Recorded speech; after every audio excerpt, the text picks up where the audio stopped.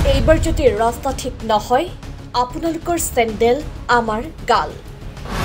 ৰব এই কথা আমাৰ নহয় এই কথা আছিল একাংশ জনপ্ৰতিনিধিৰ আপনাৰ চেণ্ডেল আমাৰ গাল এনে কয় হয়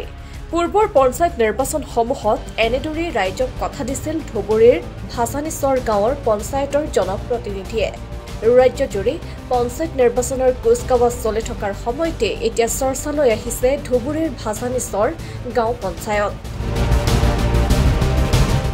বছৰ বছৰ ধৰি পঞ্চায়তৰ কেইবাটাও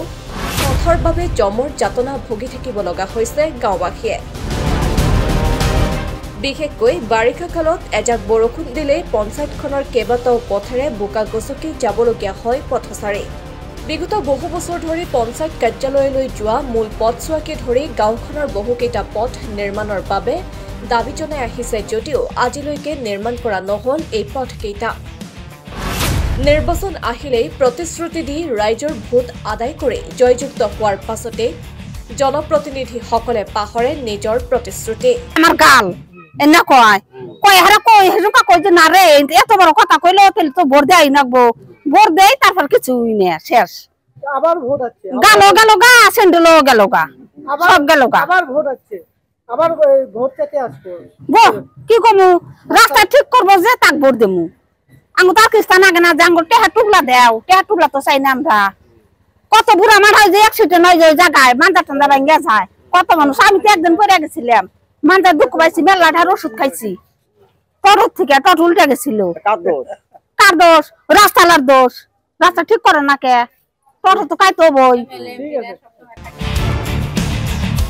এইবেলিও প্ৰতিজন প্ৰাৰ্থীৰ মুখত কেৱল উন্নয়ন আৰু পৰিৱৰ্তনৰ এই কথা কিন্তু এইবাৰ প্ৰাৰ্থীৰ ৰঞ্জয়ৰ কৌশলৰ সন্মুখত মাৰবান্ধি থিয় দিছে জনতাই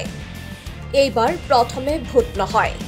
প্ৰথমে উন্নয়ন তাৰ পাছতহে ভোটদান কৰা নাই এতিয়ালৈকে কৰা নাই এনেকুৱা অসুবিধা চলি আছো যে আমি ইলেকশ্যন যেতিয়া আহি যায় ইলেকশ্যনৰ পিছত কয় যে আমি ইলেকশ্যন আহি আছে আমি ৰাস্তাখন ঠিক কৰিম ইলেকশ্যন যেতিয়া গুচি যায় তেতিয়া নকৰে মাথা নাপাতে পাব্লিকে নামাতে